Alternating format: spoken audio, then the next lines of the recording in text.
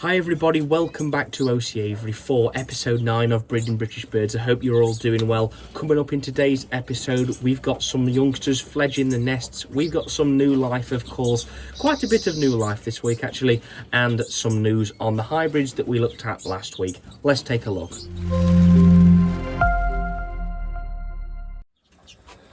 We'll make a start with the RedPuds. This week has seen mainly positives from the RedPuds, to be honest. Really good things coming from them. We've had the first 2 RedPud chicks fledge the nest. They are from a pair of normals. They're both normal chicks. One of them's looking to be slightly off it. Not sure why. I'm not sure if it's just not getting fed as much. Either way, there's food and water down for it, and I have seen it starting to pick up a bit of food. So good signs with those guys. The RedPuds are generally doing okay, those youngsters. We've got some more youngsters in the nest. We've got 2 cinnamons, or possibly 2 cinnamon cobalts. We've rang them now. They're about 8 days old. They're doing brilliant. The mother's a fantastic bird and she's feeding them well. So that's some more RedPud chicks. That takes us to 2 in the nest and 2 on the sticks. And then just to add to that in the nest, we've got 2 chicks as well that have just hatched from a normal cross cobalt pair.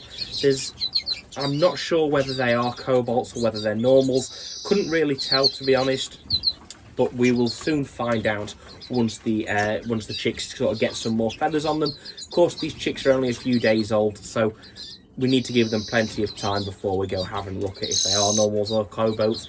Either way, it'll be nice to see what we've got and hopefully give us a nice mix of mutations, but also quality. That's what matters most, is that we're breeding quality. We don't care if we're breeding loads of birds. If we're breeding some and they're superb quality, that is exactly what we're after.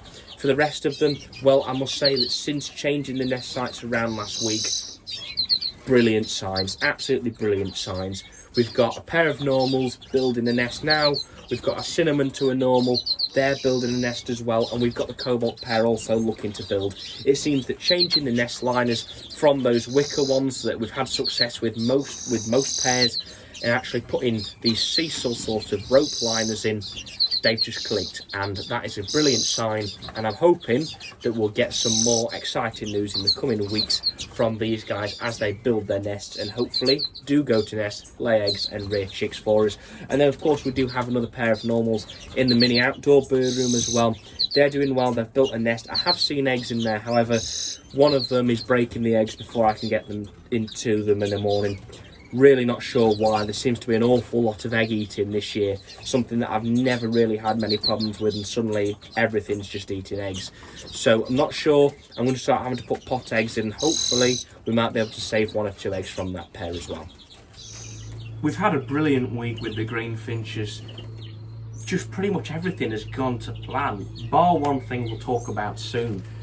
Just run through the flights. Flight 5, nothing. Again, it's the same pair. The hen probably is just a little bit too young. She's not reached sexual maturity.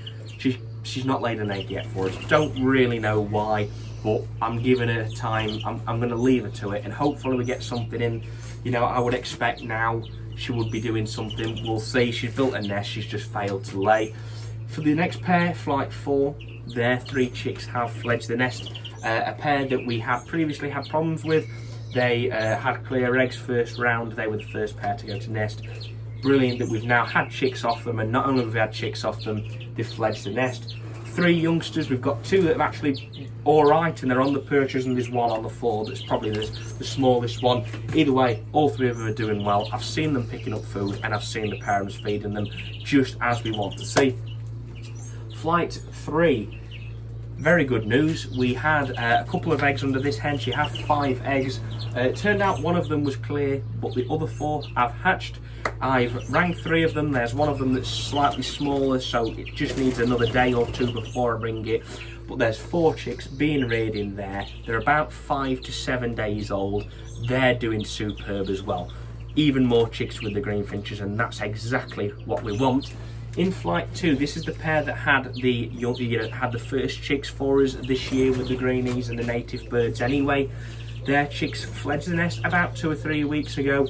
They've been doing well, and we've now weaned them off, and they're now actually in the young bird room, the newly completed young bird room. I'm not going to show you the young bird room yet because it needs its own episode. I've got quite a few things to talk you through with it, and I just feel it deserves its own episode, and it really is brilliant. I really like it. I love it, to be honest. So a lot to show you with that. The baby greenies are in there that fled the nest a few weeks ago, weaned off the parents. They're eating their own, they're eating food now by themselves, and I've given them a dose of Baycox, so they've gone in the young bird room. And that's not the only thing with that pair. They've also had some more youngsters hatch. I believe at current there is 3 youngsters in that nest. They are obviously siblings to the ones that have just moved into the young bird room. They're doing superb. They're only a day or 2 old, and there's 2 more eggs to hatch in there. Great news with that pair anyway, and they're feeding them. That hen is worth a weight in gold. She is superb. Every year she has done a great job for me, and so far this year she hasn't let me down once. So brilliant news with her. And then in flight 1, this is where things got horrible. We had the pair previously have youngsters, the eggs hatched, and some of them were killed, and we assumed it was the cockbird who killed them. So we took one of the youngsters, put it under some feeder canaries, and that youngster is since being weaned off at the moment with its sibling canary in there as well. So we've got a youngster from this pair. Either way, they have 5 more eggs or 6 more eggs. They hatched the other day. We'd removed the cockbird because we thought he was killing them. I left him to it, come back and found the chicks in pieces on the floor. So what that signals to me is it's either the cock and the hen, or the hen, but it's definitely the hen because she was the only bird in there at the time who could have done anything, and the chicks have been pulled apart. It's awful, it's horrible, I hate seeing it, but it's just part of keeping livestock, is that you get dead ones as well. So for some reason she's killing her chicks. I don't know why. So what I have done is I've sprayed the nest with a front line and clean and clear check mite. Make sure there's no mite in case there's anything like that that's sort of putting her off, making her take things and throw them out the nest. I'm not sure. I'm just going to have to take these precautions, let her go to nest again, and maybe we look to foster the eggs. Not too sure, but it's annoying with that pair. But either way, 3 of 5 pairs have done well for us this week. So the twites have had a brilliant week. This past week has been fantastic with them. I said that we've not really seen the young twite much. Obviously, I've not been able to show you guys it much, and I've not really seen it either. With it being the only chick in the nest, it's been sort of low down in the nest. Other than taking it out to ring it, I've not seen much of it. Well, anyway, 3 days ago, I found the baby on the floor, running about and squeaking, shouting to the parents. The baby's doing brilliant. It's completely fled the nest now. It's actually flying about on the top perches with its parents. Absolutely love it. So we've got a young twite now on the sticks. That's great. It's starting to pick up itself. It's starting to take a few mealworms, but it's still heavily relying on the parents to feed it, which is fine. I'm not going to look to move it away from its parents for at least another 10 days. We're not going to rush these birds, and I will give them a bit of Baycox. Apparently they do suffer from coccidiosis when stressed out a lot, twice, especially the youngsters, so let's not take a risk with that. But brilliant from those guys. And not only is that that's not the only news from that pair, they have also laid the second egg today.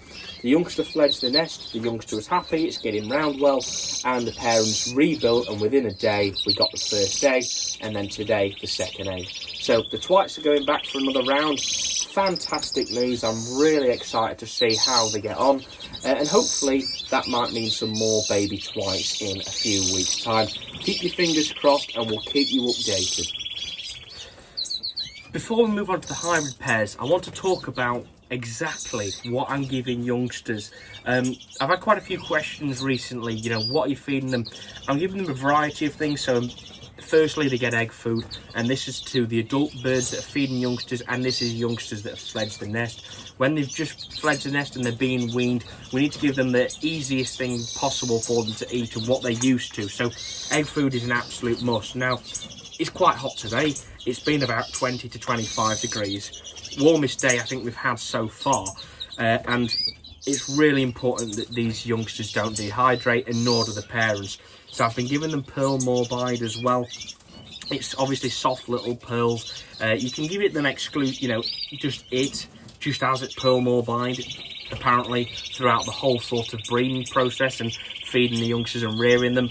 I've not tried it. I do give it them as well as other things, but it does seem that youngsters do like picking that up, and they're a bit more confident with it, and it's just easier for them to eat. It's soft and it's got water content, so it hydrates them and fills them.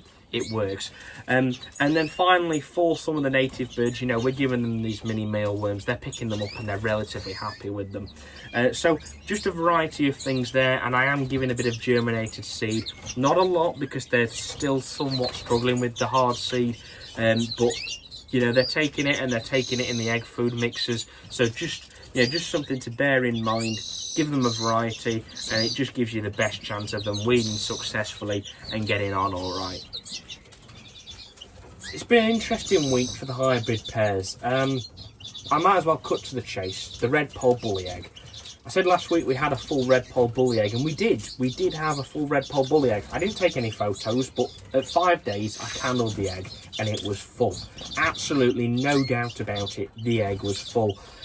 The egg was due yesterday, and the 2 other chicks that were going to hatch in that nest with Portuguese Harlequins, they hatched. The egg didn't hatch, so I was getting concerned. Anyway, I just thought, I'll candle it. The hen was off the nest anyway, getting egg food. I'll candle the egg, dead in shell. I'm honestly a bit gutted. Obviously, a RedPud bully is a very difficult hybrid to breed, and to be able to get a full egg just means that your pair's compatible, and that's sort of the hardest thing, is getting the full egg in the first place, and then we'll get onto the rearing side. Either way, dead in shell. Really don't know why. The weather, maybe, from having the hot and then the cold and then, you know, damp and dry. I don't know. But either way, we lost the hybrid, and it's really upsetting. Obviously, I was really quite good, you know, excited for it, and was gutted when I found it was dead in shell. It stopped developing, I'd say, about day 7 or 8. So sort of halfway through the incubation, or just over. Anyway, I'm not sure why, but it died. So that's that. On more hybrid news then, the Greeny Bully pair, they had 5 eggs all clear. Shame that I candled them at 8 days and they were all clear. So that's that. The RedPud Bully pair here, which is the pair that had the full egg, they've laid me a single egg, so that's going to go under a Canary. And the other pair of RedPud Bully laid me 3 eggs, so they're also going to go under a Canary. Looking at the razzers for them, so they're probably going to go under the razzers in a day or so. I'm just going to make sure the razzer hen's sitting tight before I do, and then once I'm confident she's going to sit on them, we'll put them under. Just keep your fingers crossed they're full, and hopefully we might be able to get a RedPud Bully to the sticks. You know, we've got a few months left of the breeding season. I'd say the best part of 2 months, so let's hope that we can get one, you know, relatively soon. To no surprise, the Canaries have been the easiest this week, as usual. I think we've had probably 1 week where we've had a problem with the Canaries. Other than that, they're pretty straightforward.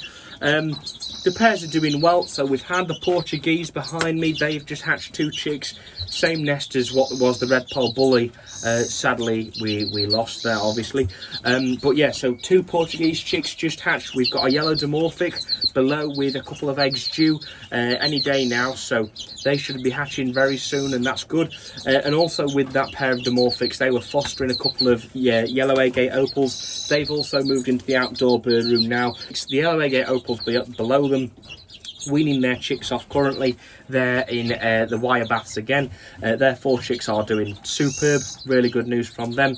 The feeders, they've got some eggs due in any, you know, pretty much any day. I believe tomorrow they are due. The Irish, which were fostering a feeder and a greenfinch, they've gone back to nest. The razzers have gone back to nest, and they're going to get a RedPud Bully egg soon. Yellow agate opals back outside. They are going back to nest as well. No eggs yet. The yellow dimorphic, she was rearing 2 chicks. Sadly, we lost the smallest chick, but her own chick, the yellow dimorphic chick, has jumped the nest and is being fed by the mum. So really good news with those guys. The second pair of Irish are rearing a yellow agate opal chick and 3 of their own Irish chicks. They're all doing well. They're doing a fantastic job. I've just rang those chicks. And then for the other 2 pairs, we've actually made up a little bit of a cinnamon red pole mule pair. Cinnamon red pole mule from the pair behind. he was bothering the chicks too much, so I took him out, put him with a canary, and we're going to try for a Cinny Redpoll mule while she's rearing. And we've got a Twite mule also with a canary. They've laid an egg, and we're just going to see what happens with them guys. If it's full, it is. If it's not, it doesn't matter, and we're just going to foster the eggs underneath them anyway. So, pretty good week with the canaries. Finally, some of the first youngsters weaned off, and those that aren't weaned off, you know, will be very, very shortly. So there you are, guys. Bit of a mixed bag this week. Good news, bad news, of course. Obviously, really am gutted that we lost that Redpoll bully egg. Really was, you know, hoping for a, you know, good result with that, but it just wasn't meant to be. We've got a couple more eggs anyway, and the pair are going back to nest, so just got to hope that we can get something from them as well. Just a heads up, the monthly live is of course this weekend. Generally it is every Saturday, the first Saturday of the month. However, because of all the Jubilee celebrations for Queen Elizabeth's 70th year on the throne, I'm unable to make the Saturday, so it's Sunday evening instead. Do follow us on Instagram and Facebook, and I'll update you all on the time in advance on Sunday, so you all know when to expect. And I hope to see many of you there as well. Always good fun doing a couple of questions, you know, Q&A, telling you about behind the scenes and all sorts of little bits of information like that. With everything else, got more chicks due. We've got some Norwich due in a day or so. They're going to be going under, you know, a feeder as soon as they've hatched, pretty much. I'm just checking that they do hatch on time. And whichever has got youngsters first, the Norwich will go under there, whatever I feel is best fit. And we've also got some cinnamon Redpolls due this week as well. So, bit of all sorts going on, all sorts to look forward to. And the Hawfinch, all pretty good, but I'll talk about it next week. A little bit, you know, bit weird with them. So there you are. If you have enjoyed this week's episode and you'd like to see more, please do smash subscribe it down below so you don't miss any more future episodes. Smash a like and hit the notification bell on this video as well so you don't miss any more of my future content if you have enjoyed it. So thank you very much for watching, everybody. Take care, and I'll see you in the next episode.